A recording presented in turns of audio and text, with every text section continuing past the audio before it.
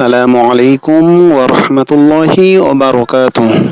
প্রিয় ভিউয়ার্স, আজ আমি আপনাদের সামনে হাজির হয়েছি একটি গুরুত্বপূর্ণ দোয়া নিয়ে। দোয়াটি হচ্ছে, কারো যদি স্মৃতিশক্তি কমে যায় তাহলে স্মৃতিশক্তি বাড়ানোর জন্য এই দোয়াটি হচ্ছে কোরআনিক একটি দোয়া।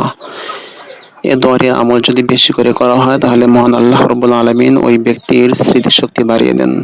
দোয়াটি হচ্ছে, বিসমিল্লাহির রহমানির রহিম, রব্বি জিদনি ইলমা।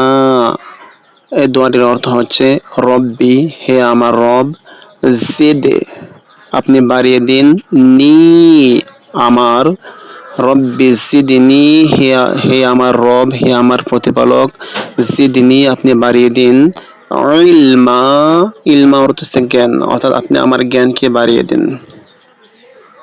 এই দোয়াটি বেশি বেশি করে আমল করলে মহান আল্লাহ রাব্বুল আলামিন যে ব্যক্তি আমল করবে ওই আমলকারীর স্মৃতিশক্তি ইনশাআল্লাহ বাড়িয়ে দেবেন।